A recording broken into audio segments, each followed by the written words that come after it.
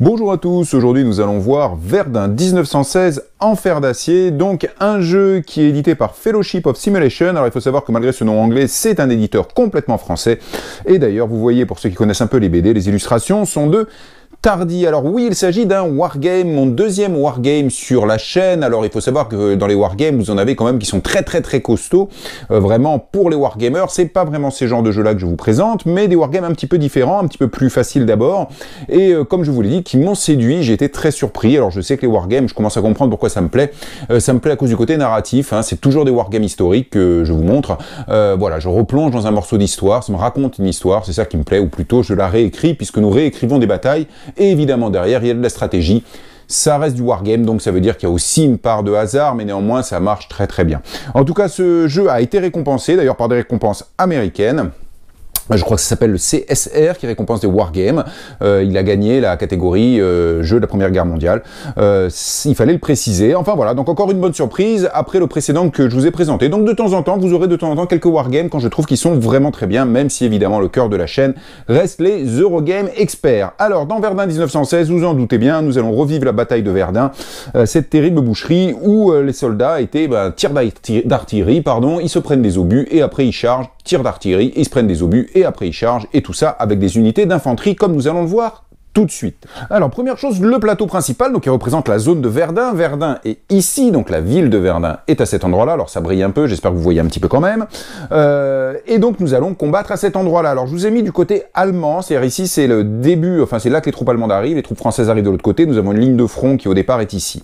Alors je vais vous montrer juste un tout petit peu la carte comme ça pour dégrossir comment le jeu fonctionne. Alors première chose, justement, comment fonctionne-t-il? Comment le jeu s'arrête-t-il? Alors, il faut savoir que vous avez une piste de points de victoire qui est sur le côté, là, ici. Alors, j'ai un pion qui, généralement, commence à 0. Quand le français va marquer des points, en fait, on fait partir la piste vers le négatif. Quand l'allemand prend des points, on le fait partir vers le positif. Alors, il faut savoir que c'est un jeu à scénario. Il y a 3 scénarios possibles.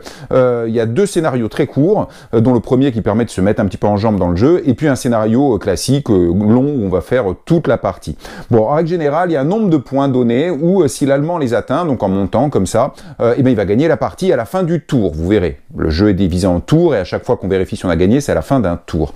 Alors classiquement, sur la partie complète, si l'Allemand atteint les 50 points, la partie est terminée. Vous allez voir comment on gagne des points, évidemment, en gagnant des victoires sur le terrain.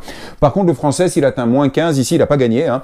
Par contre, il a beaucoup éloigné la victoire allemande par les points, ça c'est certain. Donc ces points-là, vous allez voir, il y a toute une technique pour bien les gérer. En tout cas, il peut y avoir une victoire par les points pour les Allemands, 50 points habituellement, mais par exemple, le premier scénario, c'est une victoire en 20 points, mais il est beaucoup plus court. Donc ça, c'est la première condition de fin de partie. Deuxième condition de fin de partie, elle est évidente, les Allemands cherchent à prendre Verdun. Hein, donc s'ils prennent Verdun, la partie à la fin du tour, s'ils tiennent Verdun, la partie s'arrêtera. Alors vous voyez sans doute, ici vous avez 2 petites étoiles, en fait il faut qu'ils prennent 2 étoiles de victoire. C'est-à-dire soit Verdun en soi, qui a 2 étoiles, soit 2 territoires qui bloquent, en gros Verdun. Alors vous avez un ici, un là et un là, donc vous avez les étoiles, et un là, pardon, 1, 2, 3, 4 territoires avec des étoiles. Si les Allemands en tiennent 2, à ce moment-là, à la fin du tour, s'ils les tiennent toujours, même s'ils ne tiennent pas Verdun, ils ont 2 étoiles de victoire. C'est victoire immédiate pour les Allemands. Donc s'ils prennent Verdun ou 2 étoiles, à ce moment-là, les points ne comptent plus et c'est à la fin du tour que les Allemands ont gagné. Enfin, ils partent d'ici, les Allemands. Donc pour aller tenir ça, vous vous doutez bien que ce n'est pas très facile. En tout cas, ça, c'est les conditions de victoire qui marchent pour tous les scénarios si on arrive à le faire dans le temps imparti. Alors, il faut savoir qu'en fait, les unités sur le terrain sont juste des parallélépipèdes. Comme ça, alors dans beaucoup de wargames, vous avez des autocollants, vous avez différents types d'unités, mais enfin là, c'est que de l'infanterie, c'est la bataille de Verdun en 1916, donc c'est représenté par ces parallélépipèdes. Et noir pour les Allemands, bleu pour les Français, ils seront dans une zone, hein, mettons celle-ci par exemple, et ils seront de 2 manières différentes, soit posés verticalement comme je vous le fais, ça veut dire qu'ils sont en pleine forme pour le combat, soit ils seront épuisés, c'est-à-dire pouf, couchés comme ça, vous verrez en cours de combat, et évidemment vous doutez bien qu'ils seront beaucoup moins efficaces. Dans chaque zone, donc on peut avoir des unités comme ceci, on peut aussi avoir des tranchées qui sont représentées par ces petits bâtonnets qu'on va mettre comme ça. Alors évidemment une seule tranchée par camp dans chaque zone, ça paraît logique, hein, c'est juste pour simuler la présence de tranchées, et les tranchées c'est des bonus de défense, c'est-à-dire que quand vous défendrez, si vous faites attaquer et que vous avez une tranchée, vous aurez un bonus de défense, tout ça est bien logique. Mais ce n'est pas tout, alors sur la carte ça va être être assez vite vu. Les choses qu'il faut regarder, ça sera déjà les carrés rouges que vous avez ici. Vous voyez, hein, là, vous avez un carré rouge aussi. Alors, ces carrés rouges signifient qu'il y a des forts, alors qu'ils sont bien dessinés, dans la zone. Alors là, autant une tranchée, ça vous apporte un bonus en défense, et ben un carré rouge, c'est un fort. Si vous contrôlez la zone, à ce moment-là, pareil, bonus de défense. Alors oui, il y a des contrôles de zone, bien évidemment. D'ailleurs, qu'on peut marquer avec ces petits jetons, allemands ou français. Hein, voilà, là, les Allemands contrôlent la zone. Alors, vous allez voir comment ça marche. Mais en tout cas, si les Allemands contrôlent la zone, ont des unités et défendent cette zone, comme il y a un fort, donc c'est le carré rouge, et ben ils auront un bonus en défense. Alors oui, vous avez compris, si en plus il y a une tranchée, et ben ils auront un double bonus en défense pour défendre ce territoire-là. Ensuite, vous avez les triangles comme ça. En fait, on considère que c'est une petite hauteur, une petite colline. Et là, pareil, quand vous défendrez, vous verrez, avoir cette petite colline vous amènera un bonus. Donc en fait, il y a plusieurs bonus quand vous défendez une zone, les forts, les collines et éventuellement le marqueur de tranchée si vous en avez construit dans la zone. Ça, c'est tout ce qui est important sur la carte. Alors, les forêts, les petites villes dessinées, tout ça, les chemins de fer, tout ça, c'est juste pour faire joli. On s'en fout. La seule chose qu'il faut aussi retenir, c'est là, la ligne bleue, c'est la Meuse, hein, tout simplement. Alors, cette Meuse, en quoi elle est importante? Bon, déjà, elle délimite quand même des terrains. Par exemple, cette zone-là, vous voyez, elle est délimitée par la Meuse aussi, même s'il n'y a pas de traits, parce qu'évidemment, les zones sont délimitées par ces traits. Je vous l'ai pas dit, c'était évident. En fait, la Meuse, il faut bien comprendre que pour la traverser, ben, on peut la traverser si on ne combat pas. C'est-à-dire que si j'envoie une unité qui vient ici et qu'il n'y a pas d'unité française... il n'y a pas de problème. Par contre, s'il y a des unités françaises ici que je veux combattre, je n'ai pas le droit de traverser la Meuse, en fait. Hein, on ne peut pas faire des assauts d'infanterie à travers la Meuse, donc ça, il faut juste le retenir, parce que ça, du coup, ça peut vous faire une protection. Si vous mettez des unités le long de la Meuse, bah, ça bloque l'autre, puisqu'il n'a pas le droit de faire d'assaut, comme ça. Donc c'est embêtant, hein, bien sûr. Alors, on me dit, bah, du coup, la carte est divisée en deux. Alors, pas tout à fait, parce que vous avez ici une double flèche, là, hein, juste qui donne sur Verdun. Là, on a le droit de faire un assaut. Donc là, on a le droit d'envoyer des unités, mais en attaque, pas uniquement en simple déplacement. Donc, il y a que cette zone-là. Donc, quand même, oui, la carte est quand même bien divisée en deux. C'est assez vrai, il n'y a que ce petit point de passage pour les assauts. Mais j'ai bien dit pour les assauts, c'est-à-dire qu'elle n'est pas du tout divisée en deux pour des déplacements classiques. Oui, parce qu'à votre tour, qu'allez-vous faire au final? Eh ben, au final, alors vous allez voir comment le jeu marche, il y a des mécaniques très sympas, notamment avec des cartes, on le voit dans un instant. Eh bien, vous allez faire quoi à votre tour? Eh bien, déplacer vos unités, je viens de vous le dire, bien évidemment, mais en déplacement entre guillemets pacifique, c'est-à-dire, alors ça s'appelle des déplacements tactiques ou stratégiques, vous allez voir comment ça marche. Donc en gros, je bouge des unités d'une zone à une autre, mais il n'y a pas d'unité ennemie ici. Donc c'est juste du déplacement vers un territoire neutre ou un territoire occupé par d'autres de mes unités, en tout cas un territoire qui m'appartient. Donc on va pouvoir faire ça. On va pouvoir évidemment appeler des renforts, parce qu'on va perdre des unités, donc il va falloir se renforcer un peu. On va pouvoir soigner nos unités qui ont pris un peu des baffes, hein, comme je viens de vous le faire en redressant. Donc on appelle des renforts, on soigne un peu ces unités, on les déplace en terrain neutre ou en terrain ami pour juste se restructurer, et tout ça, ça permet de se mettre en place pour des attaques. Et ça, c'est évidemment les autres actions qu'on peut faire en jeu, c'est de faire des attaques. Alors quand on attaque toujours une zone donnée, et les attaques se produisent toujours de la même manière. Il y aura d'abord un tir d'artillerie. Alors là, vous me dites, ça part d'où? Non, bah, peu importe, on a plein d'artillerie derrière la ligne de front qui tire, on peut tirer où on veut. Alors évidemment, si vous tirez juste à côté d'une zone où vous êtes ou tout au bout, ça n'aura pas tout à fait le même impact, mais en tout cas, vous faites du tir d'artillerie. Une fois qu'on a fait un tir d'artillerie, donc il va évidemment impacter les éventuelles unités en défense adverse, vous allez pouvoir faire un assaut d'infanterie. Donc c'est toujours comme ça que ça se passe dans les combats, c'est tir d'artillerie et derrière, éventuellement, ce n'est pas obligatoire, assaut d'infanterie, j'envoie des troupes pour attaquer. Donc en gros, pas en gros d'ailleurs, comme je viens de vous le dire, je déplace mes troupes, à mon tour, je déplace mes troupes, je les renforce en les soignant, en amenant des renforts, ou alors je suis bien placé sur le terrain, donc je lance un assaut dans une zone, je commence toujours par bombarder avec mon artillerie, et après, j'envoie mes troupes en sachant, comme je vous l'ai dit, que les tranchées protègent les défenseurs, les collines, c'est un bonus pour le défenseur, le fort, c'est un bonus pour le défenseur. Alors, on va voir tout ça en détail. Maintenant, comment se déroule le jeu en lui-même? Alors, le jeu, vous avez des tours qui sont indiqués ici. En fait, ce sont des mois, février, mars, avril, mai, juin, juillet, août, septembre, octobre, novembre, décembre. Quand on débute la partie, on commence ici, il n'y a que un mois, c'est février, donc j'ai un petit jeton ici, là, que je mets, qui est premier mois ou deuxième mois. Donc là, on va faire qu'un mois. Mais quand on aura fini ce premier tour, on passera au deuxième tour. Lorsqu'on fera le deuxième tour de jeu, on aura un premier mois à jouer, puis un deuxième mois à jouer. Donc on restera en gros 2 mois sur ce tour, mars, avril.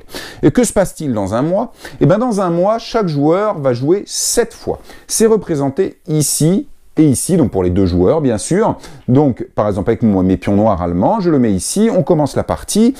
Nous sommes ici, donc là, je le mets sur deuxième mois, parce que juste le premier tour, il n'y a qu'un seul mois, hein, c'est l'exception. Donc, je le mets sur le deuxième mois, c'est à moi de jouer. Je fais une action, parmi celles que je vous ai décrites tout à l'heure, enfin, vous verrez, on peut en faire plusieurs, hein. Mais en tout cas, c'est à moi de jouer, je joue. Une fois que j'ai joué, je dis, ah, bah, j'ai fait mon round, puisque c'est comme ça que ça s'appelle, c'est écrit ici, c'est un round. Le français fait pareil, c'est à nouveau à moi, je rejoue, je refais un round. Le français fait pareil, jusqu'à ce qu'on arrive au 7e round. Alors vous verrez, dans certaines situations, on ne pourra pas faire 7 rounds, hein, ça dépend un peu de ce que vous faites dans votre tour. Et une fois que les deux joueurs ont fini ça, on passe au mois suivant. Alors si on était ici, eh ben je retourne juste, quand on était comme ça, premier mois, je retourne juste ça pour dire on passe au deuxième mois. Il y a des petites choses à faire quand on change de mois bien sûr, et on revient ici, tac, lui pareil, et on recommence à nouveau à moi, paf, je viens là, je fais mon truc à toi, maintenant à moi, je reviens là, et puis quand on arrive ici ou qu'on arrête, si on est en deuxième mois, ah ben là le tour est fini. Donc on passe au tour suivant en remettant sur le premier mois. Et c'est comme ça que ça tourne. Donc encore une fois, chaque tour est formé de 2 mois, et chaque mois est formé de 7 phases d'action, une pour chaque joueur. Voilà comment tourne le jeu. Je vous l'ai dit, sauf le tout premier, où il n'y a qu'un seul mois, et donc il n'y a que 7 et 7. Alors faites attention à votre première partie. Si vous faites le premier scénario qui ne se passe que sur les 2 premiers tours, hein, il n'y a que 2 tours sur le premier scénario, de même d'ailleurs que sur le deuxième scénario, que 2 tours.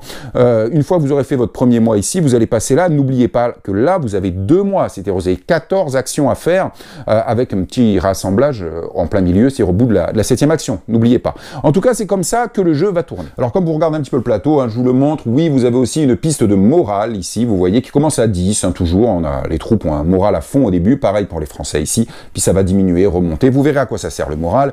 Et puis ici, vous avez un pion de supériorité aérienne, alors qui peut aller du côté français ou du côté allemand, hein, il y a 3 niveaux. Au début, il n'y a pas de supériorité aérienne, bon, vous vous doutez bien qu'il va y avoir un avantage à cette supériorité aérienne. Donc, supériorité aérienne et morale, ça sera pour en jeu, vous verrez à quoi ça sert. Et puis ici, je vous ai expliqué comment les tours tournent à ce jeu. Et d'ailleurs, n'oubliez pas, je vous ai dit que si l'Allemand prend Verdun ou 2 étoiles, en tout cas, parmi toutes celles-là, il a gagné à la fin du tour. Hein, Donc, mettons qu'ils prennent ça, on est ici, premier mois, il prend Verdun ou il prend 2 de ces étoiles-là, il va falloir, et que ça soit au début, il va falloir qu'il conserve ces étoiles-là, quand il aura passé jusqu'à ce qu'il ait fini les 7 actions de part et d'autre, qu'on passe au deuxième mois, on refait 7 actions de part et d'autre, et là, maintenant, s'il a bien tenu, il a gagné. Donc quand on prend ces étoiles-là, si on les prend très tôt dans un tour, bah, il va falloir tenir longtemps, en l'occurrence 2 mois, sur les tours classiques, pas sur le premier. Bon, enfin, sur le premier tour, choper Verdun, pardon, où ces étoiles-là, c'est carrément impossible. Alors, rentrons un peu plus dans les détails. Bon, d'abord, le jeu se joue aussi avec des dés, comme très souvent dans les wargames, vous verrez comment ça se passe. Et surtout, il se joue avec des cartes. Alors vous avez des cartes pour les Allemands, comme je suis en train de vous montrer, mais vous avez exactement la même chose pour les Français. Mais on a chacun notre tas de cartes différents. Et donc c'est un card driven, c'est-à-dire un jeu qui est dirigé par les cartes. En effet, à votre tour, quand c'est à vous de jouer, quelle que soit l'action que vous allez faire, parmi celles que je vous ai expliquées, enfin je vous ai détaillées tout à l'heure, vous allez être obligé de jouer une carte. Alors au moins une, vous verrez, il y a 2-3 situations pour en jouer 2 d'un coup. Bon, mais en règle générale, on en joue une. Donc vous allez pouvoir jouer une carte, et l'action que vous allez faire, que ce soit amener des renforts, que ce soit soigner mes gus, que ce soit me déplacer mes troupes ou attaquer, dépendront de la carte que vous allez jouer. Donc à chacun son tour. Alors comment ça marche au début? Alors les cartes, il faut bien voir une toute première chose, c'est que regardez, ici vous avez des petits cercles là. Là par exemple sur cette carte, vous avez le petit 1 qui est rouge et puis tout le reste est blanc. Et si vous prenez par exemple celle-là, vous voyez, ben non, c'est les 2 premiers qui sont blancs et puis 3-4 rouges et ces 2-là sont blancs. Ça correspond à quoi? Et bien ces cartes, les cartes, on ne peut pas les utiliser n'importe quand. Déjà les cartes, on va pouvoir les utiliser dans un tour qui correspond à ce qui est écrit en bas. Par exemple cette carte-là, je ne pourrais le jouer que je pourrais la jouer que au premier tour de jeu. Si on passe au deuxième tour et que je l'ai encore, je la vire du jeu. Cette carte-là, comme vous avez compris, nous ne pouvons la jouer que au tour 3 et au tour 4 du jeu. Alors ça, c'est très bien parce que c'est historique, c'est-à-dire que le jeu suit le déroulement historique. Donc du coup, les cartes et les choses qu'on va pouvoir faire dépendent du moment de l'année où on se trouve. Donc ça, c'est un premier petit twist très sympa. Donc quand on commence la partie, comment fait-on? On est en tour 1, sauf sur le scénario 2 où on est en 5, hein, mais bon, peu importe, on va dire qu'on est en tour 1, que ce soit le scénario 1 ou le scénario complet. Et ben on va déjà prendre toutes les cartes avec un 1 écrit, alors je les ai triés, hein, c'est quand même beaucoup plus simple quand vous commencez la partie. Voilà, donc par exemple, tout ce tas-là, en fait, c'est des cartes avec un 1 ici, alors qui peuvent être jouées au premier tour. Alors par exemple, celle-là, elle pourra être jouée au premier ou au deuxième tour. Hein. Donc elles sont pas, regardez, celle-là, elle peut être jouée n'importe quand dans la partie. Néanmoins, elle peut être jouée au premier tour. En tout cas, toutes ces cartes qui sont marquées 1, hein, jusque celle-là peut être jouée du premier au 5e tour. Toutes ces cartes qui sont marquées 1, déjà, au premier tour, je me les mets de côté. Alors vous voyez, là, il y a des cartes, celle-là, par exemple, elle est marquée 2, 3, mais par contre, le 1, on peut pas la jouer au premier tour, et toutes les autres, là, toutes celles que j'ai mis derrière, pareil, peuvent pas être joués au premier tour. Donc déjà au premier tour, hop, on met ça de côté, évidemment qu'on va s'en servir après. Donc quand on commence, on a donc tout son tas de cartes qui va correspondre au numéro du tour. Comment fait-on? Eh bien, en début, comme ça, on va, en début de tour, enfin, de mois d'ailleurs, pardon, on va pouvoir choisir une carte là-dedans, donc on l'a choisi, vraiment. Donc vous regardez toutes vos cartes, puis vous en prenez une que vous estimez vraiment très très bien, que vous voulez avoir. Vous la choisissez, vous la gardez. Alors c'est secret, bien sûr, l'autre joueur ne le sait pas. Ensuite, vous mélangez votre tas de cartes avec les numéros ici, évidemment, je vous l'ai dit, qui correspondent au tour en cours, que ça marche. Et vous faites votre main à 8. Alors 1, 2, 3... 4, 5, 6, 7, 8, sauf le joueur allemand lors du tout premier tour, ou qui fait sa main à 10. Et oui, il a un petit peu un avantage. Mais ça, c'est que pour le premier tour de joueur allemand. Quand on sera au tour 2, il refera sa main à 8. Donc ça, c'est ce qu'on fait comme ça en début de tour. Mais en fait, c'est ce qu'on fait en début de mois. C'est de refaire sa main à 8. Parce que, comme je vous ai dit, on va utiliser nos cartes qu'on va défausser au fur et à mesure que les rounds passent ici. Et ben, quand on aura fini, qu'on arrivera là, et donc on va changer de mois. Alors, si on était ici, c'est mieux. Donc, on va changer de mois, c'est-à-dire que je retourne ici. Entre autres choses, on va refaire sa main. Et pour refaire sa main, et ben, c'est simple. On va à nouveau choisir dans le tas de ce qui reste, bien sûr. On ne reprend pas les cartes qu'on a jouées au mois précédent. On va choisir une carte. Et ensuite, on refait sa main de façon à en avoir 8 en main. Alors, il peut tout à fait nous rester des cartes du mois précédent, pardon. Il peut tout à fait rester des cartes du mois précédent. On refait sa main à 8 systématiquement. Alors, quand on est au deuxième mois d'un tour et qu'on le finit, donc on va passer au tour suivant, c'est-à-dire, hop, et qu'on bouge comme ça, en fait, on va faire la même chose. Sauf que, évidemment, on va reprendre toutes les cartes, celles qu'on a utilisées, qui sont dans une défausse, ce qui resterait dans notre tas, ce que l'on a en main, et on va regarder ici les numéros. Alors, si on a des cartes en main, quand on change de tour avec un numéro du tour suivant, on peut les garder, parce qu'elles sont encore valables. Toutes les cartes qu'on aurait en main dans la défausse ou dans notre tas de cartes où on pioche, qui n'auraient pas le numéro du tour suivant, évidemment on les enlève, parce qu'on n'a pas le droit de les jouer au tour suivant. Donc évidemment, vous avez des cartes, voilà, par exemple, comme je vous montrais celle-là, où elle peut être jouée qu'au tour numéro 1, bon, on va la jouer au tour numéro 1, parce que quand on changera de tour, si j'ai cette carte en main, je serai obligé, de la virer du jeu, puisque le tour 1 est fini, que cette carte ne peut être jouée qu'au tour 1.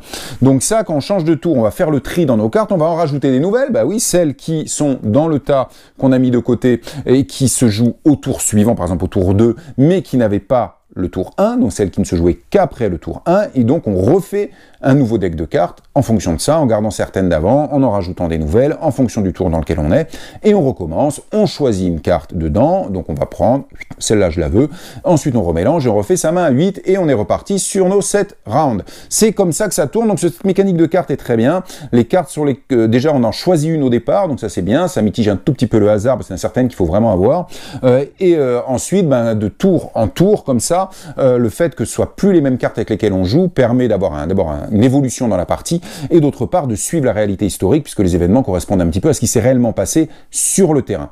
Classiquement, les Allemands au début c'est un rouleau compresseur, mais après les Français ça va quand même un petit peu mieux. Donc comme je viens de vous le dire, que ce soit à la fin du mois ou à la fin du tour, on va pouvoir rechoisir une carte dans notre deck et en piocher de façon à refaire sa main à 8 en gardant éventuellement des cartes du tour précédent ou du mois précédent, et quand on est à la fin du tour, par contre il faut virer toutes les cartes dont le numéro qui correspond au tour nouveau ne serait pas en rouge, bien sûr, parce qu'elles n'ont plus le droit d'être jouées.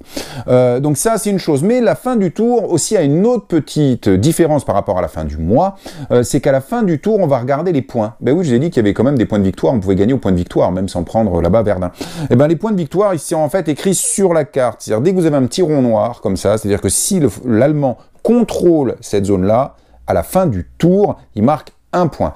Le Français, 3 points. Et vous voyez, vous avez des petits ronds, alors évidemment, tout au bout de la carte, si on les contrôle, on va marquer 1 point pour l'Allemand, parce qu'il est allé très loin. Le Français, vous voyez, s'il contrôle des zones qui sont en bas de la carte, lui, il marque 2 points en fin de round, c'est-à-dire qu'on fait bouger donc ce petit pion qui est là, tac, tac, sur la piste, en fonction de qui marque des points. En tout cas, ça, c'est la fin de chaque tour, pas la fin de chaque mois. Je vous ai fait le positionnement du scénario 1, que tous les territoires qui sont derrière la ligne de front bleue, c'est français et c'est allemand de l'autre côté. Donc, ça veut dire que cette zone-là, par exemple, en début de partie, elle est française. Dans ce scénario 1. Ça veut dire que là, il marque 3 points par tour, le Français. Alors, il y a 6 tours, pas par mois, par tour. Donc, il marque 3 points par tour. Il faut falloir que l'Allemand aille prendre ça de façon à pouvoir éviter ça et lui marquer un point à la place. Enfin, ça fait 4 points d'écart quand même pour chaque tour. Alors là, certes c'est français, mais comme vous voyez, il n'y a aucune unité pour le défendre. Et des unités, comme vous voyez le début du scénario 1, vous vous doutez que les Français vont souffrir, surtout que l'artillerie française, c'est pas vraiment au niveau de l'artillerie allemande. Il n'y a pas que ce moyen-là d'avoir des points. Hein. Vous avez des cartes qui vous rapportent des points, parce que vous doutez bien qu'on fait pas beaucoup de points. Arriver à 50 points pour l'allemand, ça paraît carrément impossible. Alors à noter que pour les points de victoire sur la carte, vous avez une chose particulière qui sont ces cartes-là. Regardez, là vous avez pioché une carte, choisir une zone fréquente, une zone française et placer un marqueur de points de victoire. En fait, vous avez des points de victoire comme ça, c'est-à-dire que vous avez une zone contrôlée par les Français et vous mettez un point de victoire mais de la couleur des Français. Ça c'est quand vous êtes allemand, alors ça marche dans l'autre sens et donc du coup quand vous êtes français, vous filez un point de victoire aux Allemands. Donc vous mettez un point de victoire dans une zone française, donc un point de victoire pour les Français à la fin de chaque tour. Néanmoins, si vous faites ça, c'est-à-dire que c'est une zone que vous savez très bien que vous allez prendre, parce que si vous la prenez, on retourne le jeton, et maintenant c'est un point de victoire pour les Allemands. Donc ces cartes-là permettent de poser des jetons point de victoire, qui au moment où vous le posez, donnent un point de victoire en fin de tour au joueur adverse, mais si vous prenez la zone, ça sera un point de victoire pour vous. Donc en jouant ces cartes-là, bon celle-là elle est one shot, hein, et ben vous allez pouvoir gagner un peu plus de points de victoire à la fin de chaque tour. Donc c'est un card driven, donc quand c'est à moi de faire mon round, je vais regarder les cartes que j'ai en main, je vais pouvoir en jouer. Alors comment elles sont faites ces cartes? Première chose, vous avez deux types de cartes. Vous avez les cartes barrage, c'est écrit là, et vous avez la carte d'événement. Alors c'est facile, les barrages sont en paysage, les événements là sont en vertical, et là donc vous avez un événement. En tout cas, un point commun entre ces cartes, qu'elles soient événements ou barrage, c'est vous voyez les obus, les gros obus dessinés là avec un chiffre dessus. Donc toutes les cartes, vous pouvez les utiliser pour ce chiffre qui sont sur les gros obus. Ça, ce sont des points d'action. Donc si je joue cette carte pour ces points d'action, je me fous du reste de la carte. J'ai 4 points d'action à mon tour que je vais pouvoir dépenser. Pareil pour celle-là, je me fous de ce qui est écrit là, j'utilise uniquement mes 4 points d'action. Quand j'utilise mes 4 points d'action, la carte, quelle qu'elle soit, on s'en fout, elle va dans notre défausse. Hein, ça c'est bien important à comprendre, parce que comme elle va dans notre défausse, si dessus, alors celle-là c'est pas le cas, mais si celle-là par exemple vous voyez au tour 2, je peux toujours l'utiliser, lorsqu'on va reprendre un peu toutes les cartes et qu'on va recontrôler ça, et ben je pourrais la garder dans mon deck pour le tour 2. Donc c'est important de savoir qu'elle part en défausse. Donc ça c'est la première chose, c'est les points d'action. Ici je joue une carte juste pour ça, pour la valeur de points d'action. Alors vous doutez bien que plus l'effet de la carte est bon, plus les points d'action sont élevés. Donc plus c'est un sacrifice de sacrifier l'action de la carte pour ses points. Et vice-versa. Donc, faudra, déjà, vous avez un choix à faire, là. Ensuite, quelles sont les actions de ces cartes? Alors, les tirs de barrage, c'est toujours la même chose. C'est quand, à votre tour, vous voulez attaquer. Si vous décidez d'attaquer, vous désignez une zone, comme ça, et vous allez pouvoir faire un tir de barrage. Vous allez voir comment ça marche. Donc, un tir d'artillerie. Et juste derrière, vous pourrez faire un assaut d'infanterie. On va voir ça dans un instant. En tout cas, ces cartes-là, c'est pour tataner. Les cartes événements, eh ben, ce sont des cartes avec un événement écrit dessus. Donc, si vous n'utilisez pas les points là, vous allez utiliser ce qui est écrit là. Vous le lisez et vous appliquez l'effet. Alors, en fait, vous avez 3 types de cartes événements. En fait, ça dépend de la couleur du titre ici. Vous voyez, là, c'est en noir, mais vous en avez aussi en rouge et vous en avez en jaune. Donc, lorsque vous avez une carte écrite en noir, lorsque vous la jouez pour son événement et non pas pour ses points d'action, vous allez voir comment on les utilise, vous lisez, vous appliquez, et ça va dans votre défausse. Hein. Donc, c'est une carte qui n'est pas perdue, qui pourra revenir au tour suivant. Après, vous avez les cartes écrites en rouge. Alors, les cartes écrites en rouge, vous les mettez devant vous et c'est un effet permanent. Donc ça, alors il y a d'autres cartes qui pourront les virer parfois, donc il y a beaucoup d'interactions dans les cartes. Je ne vais pas vous décrire tout, mais une grosse richesse du jeu, bien sûr, sont les cartes et la manière dont elles sont jouées. Donc là, par exemple, lance-flamme, ajoutez une perte aux assauts d'infanterie allemands. Donc ça veut dire qu'à chaque fois que les Allemands vont attaquer, pouf, d'entrée de jeu, il y a une perte en plus, grâce au lance-flamme. Ouais, les Allemands n'étaient pas très sympas. Hein. Donc ça, c'est une carte rouge, je la pose à côté de moi, maintenant j'ai cet effet permanent. Et évidemment, il y en a d'autres. Enfin, vous avez les jaunes. Les jaunes, c'est des effets one-shot et après, vous retirez la carte du jeu. Donc là, utilisé comme barrage, donc une forteresse dans la zone cible n'absorbe pas de perte au cours de ce barrage. Vous avez bien compris, ça c'est les cartes barrage. Ben, ça c'est comme une carte barrage, sauf que le bonus du fort dont je vous ai parlé tout à l'heure en défense, ben, il marche pas pour le défenseur, le français, puisque je joue cette carte-là. Mais elle est jaune, donc ça veut dire que cette carte-là, je l'utilise à ce tour-là et je la sors du jeu. C'est terminé, je l'aurai utilisée qu'une fois dans ma partie. Il faut bien comprendre. Alors, cette carte-là, vous dites, ah bah, peut-être que je la garderai pour un moment sympa. Oui, mais regardez, il y a un 1, c'est-à-dire vous êtes obligé de l'utiliser au premier tour. Quand vous passez au deuxième tour, même si vous ne l'avez pas utilisée, elle sort du jeu, puisqu'elle ne peut plus être utilisée après. Alors, notez que vous avez des cartes avec des choses particulières. Là, je vous le mets avec les cartes françaises. C'est quand vous avez combo écrit ici. Ça, c'est quoi? Vous voyez, c'est une carte rouge. Donc, j'offre, quand le joueur français la joue, il la met devant lui. Elle reste. Et en fait, combo, ça veut dire qu'en fait, cette carte-là est nécessaire pour la carte écrite en dessous, offensive de la Somme. Par exemple, ici, vous voyez, vous avez une carte avec marqué requis. Pétain, ça veut dire que si vous voulez jouer cette carte, vous ne pouvez pas la jouer si vous n'avez pas la carte Pétain qui est devant vous en jeu. Donc il y a des cartes combo requis, donc il faut surveiller, qui sont un petit peu particulières là, dans le tas français. Alors maintenant en détail l'utilisation de ces cartes. Alors je vous ai dit qu'il y a les points d'action et il y a les assauts. Alors les points d'action, comme je vous ai dit, c'était pour vous préparer en fait à un tour suivant à attaquer. Qu'est-ce que vous pouvez faire? Alors je vais vous le détailler après, mais avec ces points d'action, vous allez pouvoir construire des tranchées. Alors vous voyez les tranchées, il y en a dès le départ dans ce scénario-là, mais pas toujours. Vous allez pouvoir construire des tranchées. Vous allez pouvoir, je vous l'ai dit, demander des renforts, rajouter de nouvelles unités sur le terrain. Vous allez pouvoir relever des unités qui auraient été abîmées, je vous l'avais dit, et vous allez pouvoir déplacer vos unités en mouvement stratégique ou tactique. Vous allez voir comment ça marche, c'est-à-dire de zone alliée à zone alliée, uniquement. Donc pour repositionner un peu vos unités. Donc ça, c'est à ça que servent les points d'action. Donc si à un tour vous utilisez les points d'action de la carte, ce sera pour faire une des actions que je viens de vous dire. Sinon, vous pouvez faire une attaque. Donc en l'occurrence, là, il vous faudra un barrage d'artillerie. Oui, en effet, si vous faites une attaque, vous êtes obligé de faire un barrage d'artillerie en premier. Donc vous jouez une carte avec marqué barrage. C'est obligé. Vous avez vu qu'il y a des cartes événements qui sont des barrages. Donc ça marche aussi. Donc comment marche une carte barrage? Eh bien, je vais pouvoir faire un barrage d'artillerie dans une zone de mon choix, où je veux sur la carte. Donc je peux dire, mettons, je fais un barrage d'artillerie ici.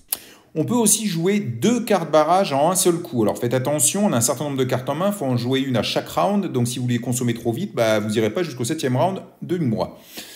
Si vous jouez 2 cartes barrage en même temps, on additionne leur puissance. Ça, c'est si on vise une seule zone. Mais si on fait ça, le joueur en face peut faire un contre-barrage avec une seule de ces cartes barrage pour soustraire la valeur au total que l'on avait obtenu. Mais on peut aussi faire un double barrage en bombardant 2 zones différentes. Pour chaque zone, une carte différente, et à ce moment-là, l'autre joueur, le défenseur, là, ne peut rien opposer. À ce tour, dit je joue une carte barrage, à mon tour, je fais un barrage d'artillerie ici. Est-ce que je fais un assaut d'infanterie? Eh oui, quand on fait un tour d'attaque, on fait un barrage d'artillerie, c'est toujours la première chose à faire, et 2, on dit je fais ou pas un assaut d'infanterie juste après mon barrage. Et plus que ça, je vais dire, je vais envoyer les unités tout de suite. Alors, ça, une chose à savoir, c'est que dans chaque zone, on ne peut pas avoir plus de 3 unités de chaque joueur, donc 6 en tout. Mais par contre, je peux, sur un assaut, envoyer toutes les unités que je veux adjacentes à la zone que j'attaque. Je fais un barrage ici, j'ai le droit d'envoyer 3 unités si je fais derrière un assaut d'infanterie, si cela me chante. Et donc, je vais par exemple envoyer toc, toc, toc. Voilà, par exemple, comme ça. Je décide d'envoyer comme ceci 3 unités d'infanterie parce que je veux faire un assaut d'infanterie après mon barrage. Mais je le répète, ce n'est pas obligatoire. Vous pouvez faire juste un tir de barrage sans envoyer votre infanterie à ce tour. Comment ça marche un tir de barrage? C'est assez simple. Je prends le nombre de dés indiqué dans l'éclair, là, dans l'explosion. En l'occurrence, j'en prends 8 et je les jette. C'est tout simple. Donc je les jette et comment ça marche? Alors là, tout dépend. Si vous faites un tir de barrage dans une zone qui est adjacente, une zone qui vous appartient comme ça, du coup vous voyez bien la zone où elle est. Donc tout ce qui touche, qui fait des pertes, c'est les 4, les 5 et les 6. Donc dans cet excellent jet de dés que j'ai fait, celui-là il marche pas, c'est un 3, mais tous les autres marchent. Et oui. Ensuite, c'est pas tout. Si vous avez des 6, vous avez le droit de prendre des nouveaux dés, bon je peux prendre celui qui donnait rien, et de rajouter un dé. J'ai pas dit de relancer, j'ai dit de rajouter un dé. Là j'ai un 6, donc je peux rajouter un dé. Oh, un 4, bon, c'est un tirage absolument extraordinaire. Donc oui, il y a du hasard sur les dés, c'est sûr, mais de toute façon, c'est bien fait. Les Allemands, c'est un rouleau compresseur. En début de partie, les Français, il faut leur se mettre en défense. On se fait défoncer. Donc là, c'est le nombre de pertes que j'ai fait. Donc 1, 2, 3, 4, 5, 6, 7, 8 pertes, c'est monstrueux. Donc, je vais appliquer ici. Première chose à bien comprendre, c'est qu'il y a du friendly fire dans ce jeu, c'est-à-dire du tir ami. Alors le tir ami ne marche que si vous venez de rentrer dans un territoire, parce qu'évidemment à un tour suivant, je vais pouvoir réattaquer la même zone où j'ai déjà des unités, c'est tout à fait possible. Bon en gros on dit qu'on connaît le terrain puisqu'on a des unités, donc en gros les unités disent faites gaffe, tirez plutôt là que là, ne tirez pas dessus. Par contre quand on arrive pour la première fois dans une zone qu'on met en conflit, et qu'on fait donc son tir de barrage, on connaît pas le terrain, donc il peut avoir du friendly fire.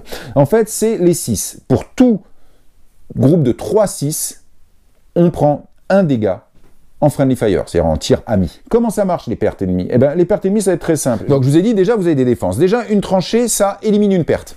Donc, ça, c'est des pertes. Vous en virez un parce que vous avez une tranchée. Ensuite, les forts, ça élimine 2 tirs d'artillerie. Alors là, en l'occurrence, il n'y a pas de fort, mais si j'avais attaqué ici, j'enlevais aussi 2 dés parce que... Ah non, pardon, pas ici. Excusez-moi, je me trompe. Si j'avais attaqué ici, qu'il y avait des unités ici, je retire 2 dés parce qu'il y avait un fort. Donc un fort, ça retire 2 pertes, et une tranchée, ça retire 1 perte. Et ensuite, on comptabilise. Comment ça marche? Vous êtes obligé d'appliquer les dégâts aux troupes fraîches, c'est-à-dire verticales, qui sont dans la zone. En l'occurrence, dès qu'une troupe fraîche prend un dégât, toc, je vais y arriver, hop, un dégât, pouf, elle est épuisée. Une fois que toutes les troupes fraîches dans la zone, mettons qu'on était comme ça plutôt, hein, donc hop, je prends 3 dégâts, une fois que toutes les troupes fraîches ont pris leurs dégâts, je continue à appliquer les dégâts qui me restent, comme je le veux, aux troupes épuisées. Les troupes épuisées, il leur faut 2 dégâts pour les détruire. Sauf que, encore une fois, je les applique maintenant comme le défenseur le veut. Donc si on était dans cette configuration-là, qu'il y avait eu un fort dans la zone, donc j'enlevais 2 dés pour le fort, j'enlevais 1 dé pour la tranchée, je faisais mes dégâts, boum, je couchais les 3 unités fraîches parce qu'elles ont pris un dégât, un dégât, un dégât. Par contre maintenant il faut 2 dégâts par unité. Alors évidemment, le défenseur il met 1 dégât sur elle, 1 dégât sur elle, personne n'est mort. S'il mettait 2 dégâts sur elle, elle sortait du jeu parce qu'elle a pris 2 dégâts. Donc il faut 3 dégâts pour éliminer une unité. Donc vous voyez, c'est pas si simple en fait quand même d'attaquer dès qu'il commence à y avoir un petit peu de monde. Alors une fois que l'on a résolu donc le tir d'artillerie avec les dés, si on a fait un assaut d'infanterie, on n'est pas obligé, maintenant on va résoudre l'assaut d'infanterie. Comment ça marche? Eh bien c'est très simple. Alors l'assaut d'infanterie, on résout tous les dégâts en même temps. Déjà on regarde dans quel état est le défenseur, hein, parce qu'il a pris de l'artillerie sur les dents juste avant, et juste après on fait les dégâts. Une unité attaquante debout, fraîche, elle entraîne 1 dégât à l'ennemi. Une unité attaquante couchée, elle entraîne 0 dégâts. Elle n'attaque plus. Du côté du défenseur, une unité qui défend, qui est debout, elle entraîne 3 dégâts à l'attaquant. Une unité qui est couchée, qui est épuisée, qui a pris au moins une baffe, donc elle entraîne 1 dégât à l'attaquant. 3, 1, 1, 0. Et on résout. Et donc toujours pareil, on applique d'abord les dégâts aux unités fraîches et après, comme le veut le joueur, on les applique aux unités qui sont épuisées. Et une fois qu'on a résolu ça, on est bon. En l'occurrence, là, je mets 3 dégâts, si on est dans cette configuration-là, aux Français. Les Français me mettent 3, 4, 5 dégâts. Hein. Donc 3 dégâts, là ça en prend 1, il en reste 2, bah non c'est bon, je dispatche sur 2, et comme il faut 2 dégâts pour les unités, ça s'arrête. Par contre eux, je vous ai dit, c'était 3, 4, 5 dégâts, donc 5 dégâts déjà, les 3 se couchent, 1, 2, 3, il reste 2 dégâts, bon bah je les dispatche de façon à pas mettre 2 dégâts à une unité pour l'éliminer. Et on se retrouve comme ça en fin de combat. Donc vous voyez, sur une zone comme ça où il y a beaucoup de monde, même avec un gros tir, c'est pas évident d'éliminer tout ce petit monde, surtout qu'après il va pouvoir les redresser s'il le souhaite. Et là une petite chose, la supériorité aérienne. Alors on peut l'augmenter avec ce genre de carte-là événement. Vous voyez, soutien aérien, les Allemands gagnent un niveau de supériorité aérienne. Par exemple comme ça. Et bien ça change les combats. En effet, si vous avez 1 de supériorité aérienne et que vous attaquez, et bien il n'y a plus l'histoire des friendly fire. C'est-à-dire que quand vous jetez les dés, s'il y a au moins 3-6, vous ne prenez pas de perte. Deuxième chose, vous avez le droit de rejeter une fois tous vos dés. Bah oui, les avions voient un peu mieux ce qui se passe. Alors qu'une seule fois, et tous vos dés, vous n'avez pas le droit d'en garder de côté. Ça, c'est si vous êtes au niveau 1 ici. Si vous montez, vous êtes au niveau 2. Ce que je viens de vous dire s'applique toujours, mais en plus, votre adversaire ne peut pas relancer les dés s'il lance des 6. Vous vous souvenez, quand vous lancez un 6, vous rajoutez un dé. Et vous le relancez, ce que je vais vous montrer tout à l'heure. Et bien, si vous êtes au niveau 2 en supériorité aérienne, votre adversaire ne peut plus le faire, ça. Vous lui bloquez. Enfin, si vous êtes au niveau 3, vous avez toujours les avantages dont je viens de vous parler du niveau 1 et du niveau 2, mais en plus, vous pouvez rejeter un dé supplémentaire pour vos 6, mais aussi pour vos 5. Donc la supériorité aérienne, en règle générale, si vous avez des cartes, on les joue. Donc je vous refais le bilan sur les combats. Si je fais à ce tour une attaque, je suis obligé de jouer une carte barrage pour sa valeur de barrage et pas pour ses points d'action. Immédiatement, je désigne la zone. Si c'est une zone qui est adjacente à un de mes territoires, à ce moment-là, les 5, les 4 et les 6 vont toucher, 4, 5, 6. Si c'est une zone qui n'est pas adjacente à un de mes territoires, il n'y a que le 5 et le 6 qui touchent. Je dis tout de suite si je fais un assaut d'infanterie. Soit j'ai déjà les infanteries sur place, j'avais déjà attaqué un tour précédent, soit j'en ai pas et j'en rentre. On n'oublie pas de retrancher pour le défenseur. Une perte par s'il a des tranchées et 2 pertes s'il a un fort et qu'il contrôle la zone, en tant que défenseur, bien sûr, il faut qu'il contrôle la zone. On applique les dégâts, on rejette un dé de plus s'il y a des 6 pour le joueur qui vient d'attaquer, éventuellement 3-6 ou un multiple de 3, à chaque fois il prend une perte s'il vient de rentrer dans le territoire, toujours pour l'attaquant. Une fois qu'on a fait ça, ensuite on résout l'attaque d'artillerie. Si on est sur une colline, l'attaquant prend une perte. S'il y a ici une tranchée, le défenseur absorbe une perte. Le fort ne joue pas, encore une fois, sur l'infanterie. Ça, c'est la façon dont ça marche, et je viens de vous expliquer la supériorité aérienne. Petite chose que j'ai oublié de vous dire qui est très très importante. Quand vous allez faire un assaut d'infanterie dans une zone, mettons, voilà, où j'ai déjà des unités, j'ai le droit, avant, donc j'ai fait mon tir de barrage, mon assaut d'infanterie, de faire une rotation des unités fatiguées. Ça veut dire quoi? On est dans cette configuration-là. Tour suivant, je veux réattaquer la zone. Je rejoue une carte tir de barrage, je refais un barrage d'artillerie. Maintenant, je vais faire mon assaut d'infanterie. Non, je peux, si je veux avant, hop, regardez, sur les zones adjacentes, faire transiter, tac, comme ceci, des unités, hop, en échangeant une pour une fatiguée contre une en forme. Donc en gros, vous avez derrière vous des unités fraîches que vous allez envoyer au combat et vous rapatriez vos unités blessées. Donc ça, vous pouvez le faire avant chaque assaut d'infanterie si, sur un territoire adjacent qui vous appartient, j'ai bien dit qu'il vous appartient, vous avez des unités fraîches. Et là, je rentre juste sur les petits points de règle qu'il faut bien comprendre. Je vous les ai pas dit avant exprès, hein, parce que pour pas trop vous embrouiller. Je vous ai dit qu'on va déplacer donc nos unités pour pouvoir attaquer. Là, je viens de vous montrer qu'on a déjà des unités, on peut faire des rotations d'unités avec les zones adjacentes, mais en fait, on peut pas amener n'importe quelle unité dans une zone de combat. En fait, si vous voulez amener des unités dans une zone de combat, comme je viens de le faire sur un assaut d'infanterie, il est impératif que ces unités viennent d'une zone que l'on contrôle, une zone amie. Alors, elle peut être contestée, c'est-à-dire il peut y avoir des unités ennemies dedans, c'est-à-dire il peut y avoir des combats en cours, mais si c'est une zone que l'on contrôle, c'est-à-dire une zone amie, et au début de partie, je vous ai dit, tout ce qui est là, c'est contrôlé par les Allemands, tout ce qui est là, c'est contrôlé par les Français, à ce moment-là, on peut envoyer une unité. Mais dans cette situation-là, par exemple, où j'ai deux unités, il serait malin de mettre un marqueur pour dire, bah, celle-là, elle est contrôlée par les Français, faut pas oublier, et si je faisais, mettons, un assaut d'infanterie ici, je ne pourrais pas envoyer cette unité-là, parce qu'elle est en zone contestée alliée, française, pardon. Si par contre, hop, j'étais comme ça, et que je faisais un assaut d'infanterie là, je pourrais l'envoyer, celle-là, parce qu'elle est dans une zone certes contestée, mais allemande. D'accord? Donc ça, c'est le premier point à bien comprendre quand vous avez des unités en assaut. Alors évidemment, ça ne se posait pas au tout début de la partie, on était forcément comme il faut. De même, ce que je viens de vous expliquer sur les changements d'unités, bien évidemment, fraîche pour épuiser, il faut que ça soit avec une zone amie, contrôlée par soi-même. C'est tout à fait normal. Enfin, dernier point quand même très important, c'est que quand vous envoyez des unités, vous pouvez les remplacer immédiatement de la zone dont elles viennent. Je vous remontre ça. Donc, je vous montre ça, je vous explique tout ça à la fin parce que vous voyez, tout ça c'est parfois un petit peu compliqué, surtout pour les gens comme moi qui n'ont pas du tout l'habitude des wargames. C'est-à-dire que ce dernier point que je viens de vous dire, si je disais barrage, assaut d'infanterie, j'envoie, là je suis juste adjacent, c'est bon, j'envoie comme ça et j'envoie comme ça. Là j'ai pris deux unités ici, là j'en ai pris une. J'ai le droit de venir remplacer l'unité que j'ai pris à partir d'une zone amie, toujours une zone amie, hein, qui n'est pas contrôlée par l'ennemi, hop, comme si ceci adjacente, et là j'en ai pris deux, donc je peux tout à fait venir les remplacer à partir d'une zone amie adjacente, comme ceci. Ça vous permet en fait d'avoir un flux d'unités comme ça, qui vient en renfort, mais qui sont présentes sur le plateau face au combat. Et quand le combat a lieu, comme je viens de vous le dire, si j'ai ça, mettons, après le combat, eh ben, je peux tout à fait, à partir du moment où j'ai des zones amies, faire ça, ça, ça, ça. Et c'est là où vous avez quand même toute la stratégie dans les combats. Alors ça vient qu'à la fin de mon explication sur les combats, parce que évidemment, vous voyez, c'est un peu compliqué, mais il faut bien le comprendre. Après, en jeu, c'est fluide. Hein. En jeu, c'est fluide, vous remplacez les unités que vous venez de déplacer, toujours en zone amie. Hein. Et puis vous pouvez faire cette rotation, pareil, toujours en zone amie, hein. Retenez-le bien. Alors vous remarquerez que je vous parle tout le temps de zone amie, hein, c'est important pour tous ces mouvements de troupes, mais elles peuvent être contestées. C'est-à-dire ça peut être des zones amies où vous avez des unités adverses. Hein. À partir du moment où c'est des zones amies, c'est-à-dire des zones que vous contrôlez vous. C'est ça qui est important, c'est le contrôle de zone. Alors à noter juste une chose, il n'y a qu'une chose que vous n'avez pas le droit de faire, c'est ce que je disais tout à l'heure, c'est aller d'une zone contestée, là où il y a un combat, vers une zone de l'ennemi qui est non contestée, comme ça. Quand on attaque une zone non contestée ennemie, où il n'y a pas d'unité à nous, on est obligé d'avoir au moins une unité qui part d'une zone à nous non contestée, c'est-à-dire où on est seul. Voilà, si je veux attaquer là, je peux pas me dire, tiens, je fais ça, j'attaque. Ça, je peux pas. Par contre, je peux dire, j'attaque depuis la zone non contestée amie ici, boum, et maintenant que j'ai envoyé une unité, je peux envoyer une unité d'une zone contestée. C'est un petit point particulier à bien retenir. De toute façon, faut un petit peu relire, mais c'est pour ça que je vous ai expliqué tout ça à la fin, là, parce que c'est un petit peu complexe. Mais une fois en jeu, je vous dis, ça paraît assez logique, les choses se passent bien. Allez, les points d'action maintenant. Hein, vous savez, si vous n'utilisez pas la carte pour son effet, mais pour ces points-là. Alors, déjà, vous allez pouvoir, comme je vous l'ai dit, construire une tranchée.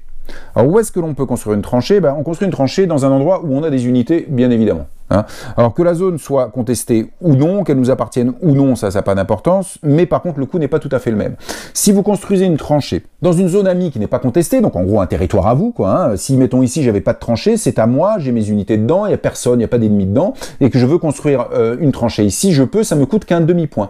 Donc en fait ça veut dire que si j'avais pas de tranchée ici, construire dans une zone amie non contestée, donc une zone qui m'appartient où il n'y a pas d'unité ennemie, eh ben je peux pour un point construire dans deux zones. Donc oui, les Français peuvent construire des tranchées derrière eux là. Ah, là, c'est possible, vous voyez. Ça lui coûte qu'un demi-point. Donc s'ils voient que les Allemands vont avancer, ils peuvent en prévention construire des tranchées.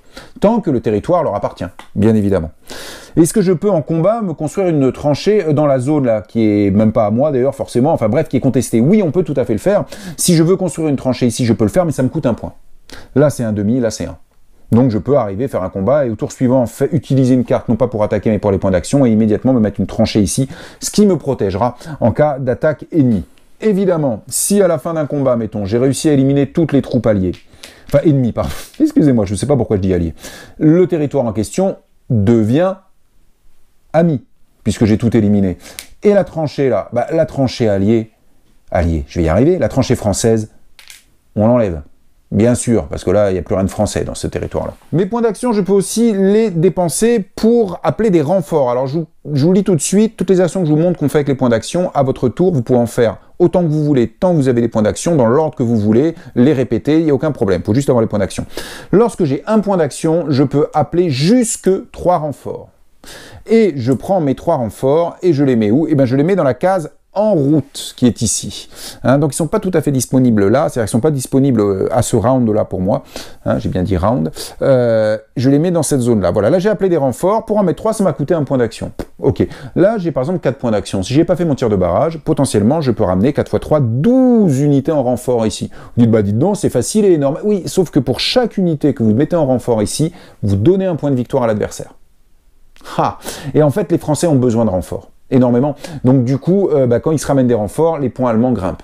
Hein, c'est souvent le cas. Alors il faut savoir qu'il y a une carte, un bois sacré, qui, elle, vous permet aux Français d'amener 12 unités en renfort sans donner de points à l'adversaire. Alors quand le joueur, lui, a fini son tour, mettons qu'il ait mis des unités comme ça en renfort, il a terminé son round, pardon, et bien immédiatement, toutes les unités qu'il avait en route deviennent en réserve. Ça veut dire quoi? C'est-à-dire qu'au tour suivant, il va pouvoir aller les chercher. En fait, c'est juste pour dire que quand vous faites une action avec vos points d'action de mettre des renforts en route, vous ne pouvez pas immédiatement les déployer. Vous ne pouvez pas en un tour aller rajouter des renforts et boum les déployer. Ça, c'est pas possible. Il faudra d'abord dans un tour utiliser des points d'action pour les amener en route. Fin de tour, on les met en réserve.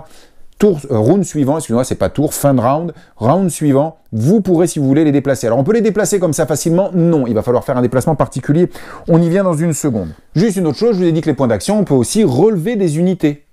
Alors, en fait, comment ça se passe? Eh bien, si vous êtes, je reviens comme ceci, hop, enfin, peu importe d'ailleurs pour ça, si vous êtes dans une zone contestée, mettons comme ça, je prends toujours le joueur allemand, et que vous voulez relever une unité, ça vous coûte un point d'action. Donc voilà, j'utilise un de mes points d'action pour relever une de mes unités qui est maintenant fraîche. Alors en attaque, c'est important parce qu'une unité fraîche, c'est 1 point, et couchée, c'est 0 en attaque. Bon, vous me direz, pour un défenseur, tout autant, puisque quand c'est debout, c'est 3 points de dégâts, et quand ils sont couchés, c'est qu'un.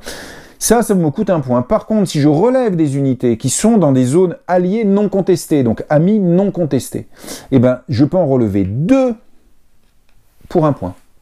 Et vous avez compris le truc. Donc il faut toujours avoir des unités derrière une zone où vous attaquez. Dès que vous avez des unités qui sont épuisées, vous faites l'échange, comme je vous ai montré tout à l'heure, avec des zones amies derrière pour remplacer par des unités fraîches. Et au coup d'après, si vous utilisez des points d'action, vous allez pouvoir les relever beaucoup plus facilement que si vous avez essayé de les relever en zone contestée.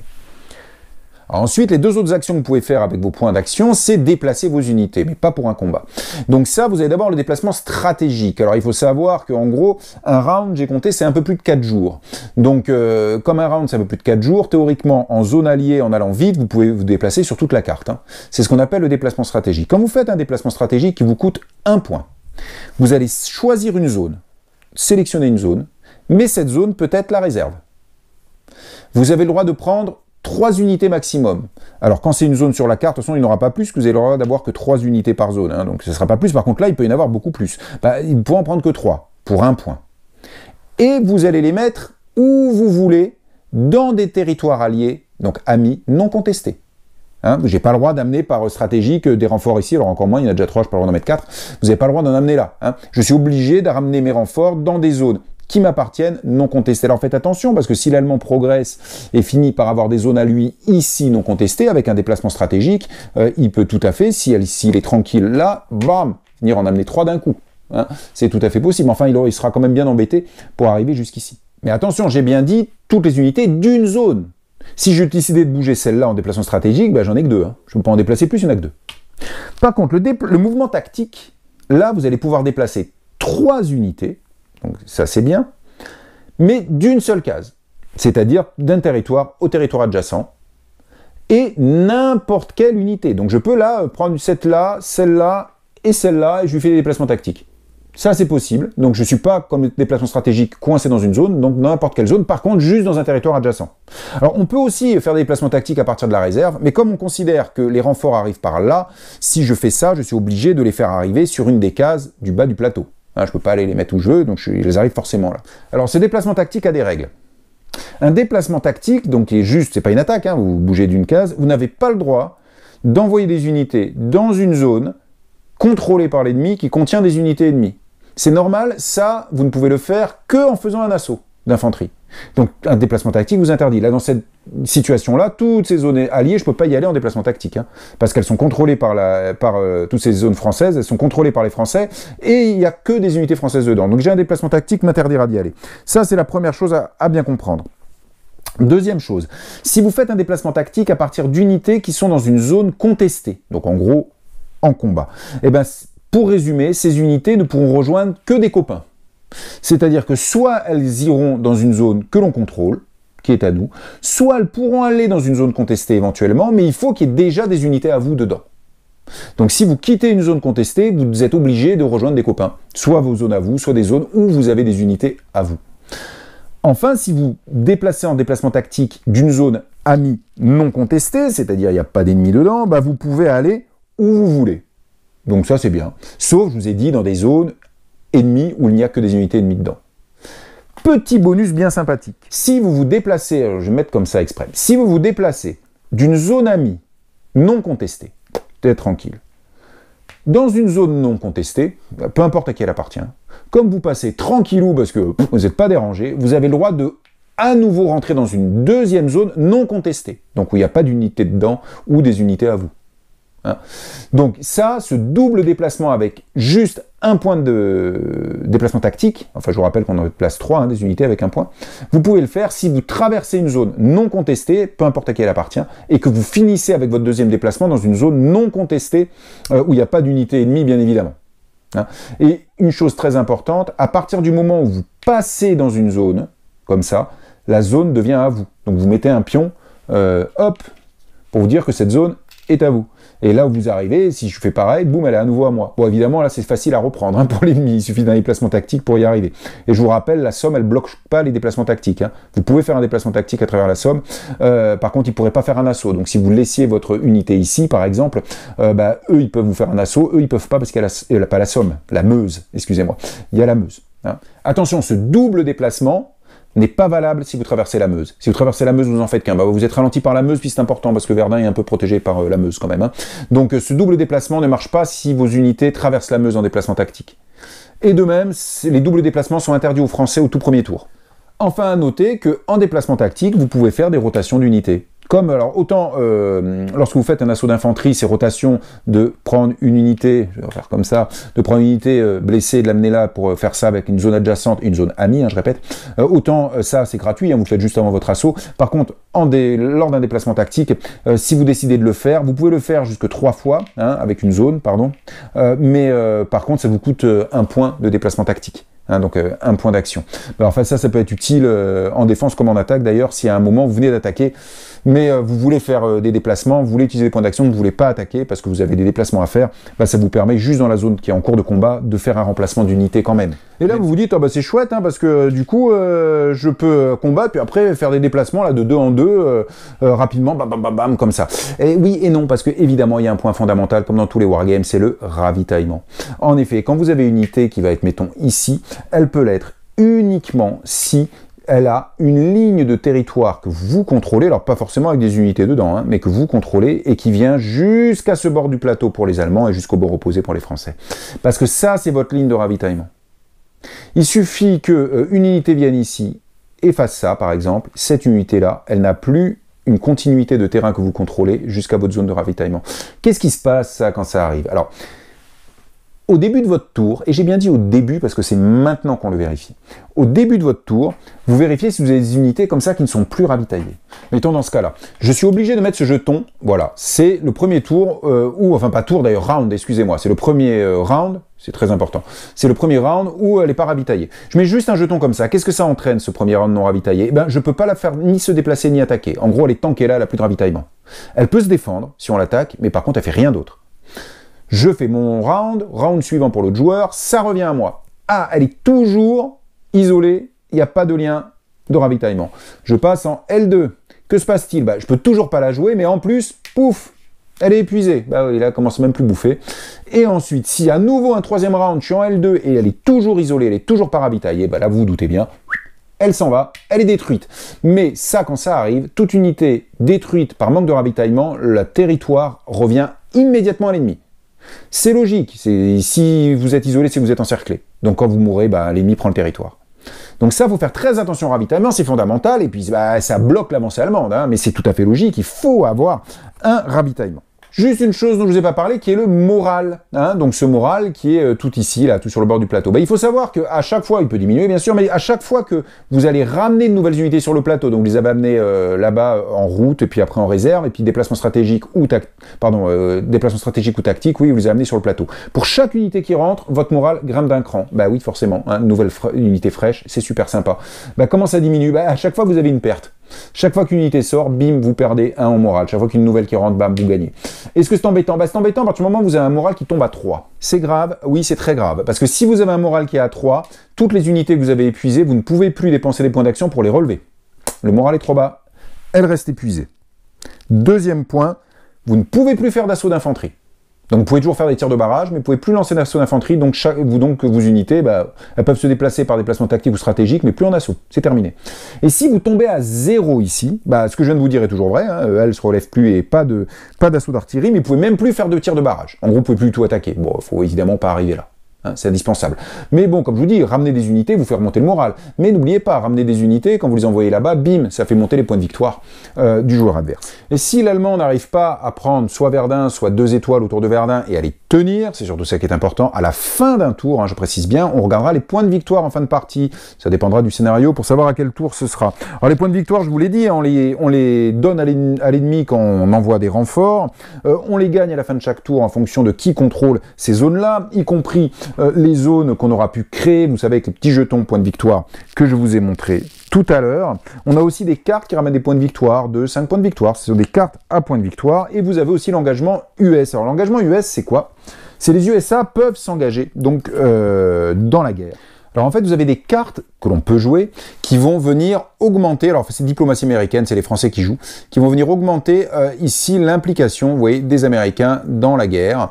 Là, vous avez 3, 2, 1, alors en fait, on met ça là-bas, hein, ici, toc, et puis on le met au niveau où on se trouve, hein, tout simplement. Et alors, comment on fait pour ça? En fait, on va jouer la carte diplomatie américaine, donc il y a une carte française, je vous montre pas, mais peu importe, et on va jeter des dés. Alors oui, normalement, on fait comme ça, on jette des dés, on en jette 2 ici, hein, vous voyez, vous jetez 2 dés, et puis en fonction des résultats, soit pas d'effet, soit on augmente de 1 le niveau de l'implication américaine. Donc quand le joueur français joue ça, pas pour ça, mais pour ça, à partir du tour 3, il va pouvoir, en jetant des dés, augmenter comme ça jusqu'à 3, en sachant que au moment où il le fait, il peut défausser une carte. S'il défausse une carte, c'est plus 2 pour la valeur du G2D. Hein. Comme il cherche à faire 9, bah, il va peut-être défausser une des cartes pour arriver à 9 et augmenter ici le niveau.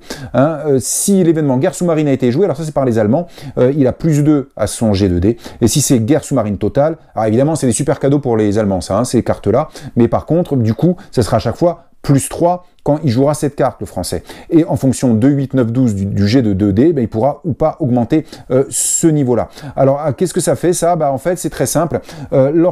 Si vous êtes au niveau 0, l'Allemand gagne 15 points de plus en fin de partie. Si vous êtes au niveau 1, l'Allemand gagnera 5 points de plus. Si vous êtes au niveau 2, ben, il n'y aura pas 5 points de plus, il n'y aura pas de points, enfin, ce sera 0. Et si vous êtes au niveau 3 de l'engagement américain, l'Allemand va perdre 5 points en fin de partie. Donc, jeter 2 dés, c'est un peu du hasard, hein, c'est vrai. Maintenant, il y a des moyens de modifier le jet de dés, mais après, vous avez dans la règle un moyen de ne pas faire ce jet de dés. Et dans la règle, il est écrit que si vous voulez pas de hasard, vous faites pas de jet de dés, en fait, la valeur est toujours 6. Donc, c'est-à-dire que comme la valeur est toujours 6 et qu'il faut 9 pour arriver à faire monter ce jeton-là, et donc le français va le faire, hein, à chaque fois qu'il joue ça, eh bien, il va falloir que pour faire monter ça, il défausse des cartes, ou alors que l'allemand ait joué ces cartes-là en cours de partie. Alors, encore une fois, c'est des cartes qui sont à très gros bonus pour les Allemands, et d'ailleurs, on met ici, vous voyez, ces petits jetons pour rappeler à côté, si on a des modificateurs de la valeur. Si vous êtes à +3, par exemple, vous êtes sûr qu'à chaque fois que vous jouerez cette carte-là en tant que Français, vous allez augmenter l'intervention américaine. Alors, il y a d'autres cartes à hasard, comme ça, ce sont ces cartes-là. Donc, vous avez des cartes allemandes, des cartes françaises, où vous jetez des dés, puis en fonction des dés, de la valeur de ce que vous avez obtenu, vous avez des points. Alors, évidemment, moi, ça me déplaît, hein, ça, hein, parce que, franchement, juste sur un jet de dés, prendre 3 points ou 12 points, je trouve ça assez fou. Alors, autant, côté français, vous voyez, il y a quand même des requis qui sont pas terribles, donc il y a une contrepartie pour gagner ces points. Côté allemand, il n'y en a pas. Alors, de toute façon, la règle prévoit, si ça vous plaît pas, ce qui est mon cas, ça me plaît pas, et ben on considère, en gros, que vous faites systématiquement 5 points. Hein. Donc, vous faites à chaque fois 5 points. Alors, quand vous jouez une carte comme ça, c'est des cartes à point de victoire. De toute façon, c'est des cartes à point de victoire, mais ça permet d'enlever le hasard. C'est décrit dans la règle en tout cas. Mais il y a d'autres cartes à point de victoire hein, dans le jeu. Quand vous les jouez, vous les marquerez. Voilà, donc c'est Verdun en fer d'acier. Alors les règles sont pas faciles à expliquer parce qu'il y a plein de petits points qui partent un peu dans tous les sens. Mais ça, c'est les wargames. Je retrouve ça aussi avec des jeux narratifs qui n'ont rien à voir avec ça. Mais souvent, vous avez plein de petits points de règles là. Mais au final, dans ce jeu-là, une fois que vous jouez, c'est fluide. Oui, au début vous regardez un peu la règle pour pas oublier des petits points, mais après c'est fluide, après ça marche très très bien, ça se joue beaucoup mieux que ça ne s'explique, je vous le garantis. Et en tout cas c'est bien réaliste, on y est bien, c'est difficile, mais c'est difficile pour tout le monde. Le premier scénario, quand vous le voyez comme ça, vous dites les Français vont se faire défoncer, ce qui est tout à fait vrai, mais ils vont reculer. Autant cette zone-là, ils ont intérêt à la garder, hein, parce que ça va vraiment beaucoup gêner les Allemands, et les Allemands, ils vont pouvoir avancer, mais n'oubliez pas, plus vous avancez, plus vous allez retrouver avec une chaîne de ravitaillement qu'il va falloir tenir, parce que les Français vont pouvoir venir vous la couper. Arriver à choper ces deux villes là-haut, il faut vraiment concentrer ses forces pour s'assurer une bonne zone de ravitaillement. À ce moment-là, on fait plus que ça, on est parti là-dessus, on laisse tomber les points. Hein. Bien évidemment, même si on a -15, on s'en fout, parce qu'à -15, donc le Français gagne pas la partie. Donc si vous partez sur je prends Verdun, je prends les étoiles, vous faites que ça, les points, on s'en fout, on les perd, vous amenez plein de renforts, vous perdez plein de points. Ça n'a pas d'importance, puisque le but, c'est d'aller à Verdun et de le tenir. Mais vous pouvez aussi essayer de gagner au point, je vous ai montré qu'il y a beaucoup de moyens de faire des points.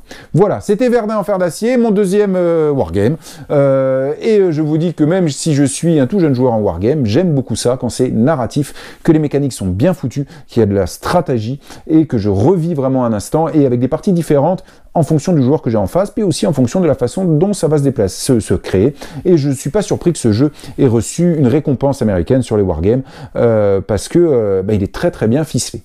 Voilà, donc je ne saurais que trop vous le conseiller, même si vous êtes joueur d'Eurogame, si vous êtes un peu, vous questionnez un peu sur les wargames, je pense que c'est bien. Après, je termine juste là-dessus, oui, il y a des wargames qui sont des usines à gaz. Moi, je regarde les wargames en ce moment, il y en a certains, mais je suis estomaqué. Enfin, c'est des trucs, des cartes gigantesques, en plus qui sont faits en papier tout fin, là, pas du tout en plateau, comme ça. Donc, un matériel très moyen, des prix très élevés, très très élevés, pour un truc, une usine à gaz. Bon, moi, j'y suis vraiment pas du tout pour l'instant dans ce genre de wargame. J'aime ces wargames là, voilà. J'ai un chouette matériel, là le plateau est bien, les illustrations sont jolies, donc je retrouve le contact avec le jeu comme j'aime, avec des règles qui sont des règles de wargame, donc c'est un petit peu différent, hein, parfois on se perd un peu, mais qui sont bien foutues, et puis quand j'ai fini ma partie, j'ai qu'une envie, c'est de regarder ce qui s'est réellement passé en historique par rapport à ce que j'ai fait, comme quand j'avais joué à Napoléon 1807. Donc du coup, pour moi le wargame est réussi, et celui-là, il est réussi, je vous le conseille, même pour les non-wargamers. Voilà, bon jeu.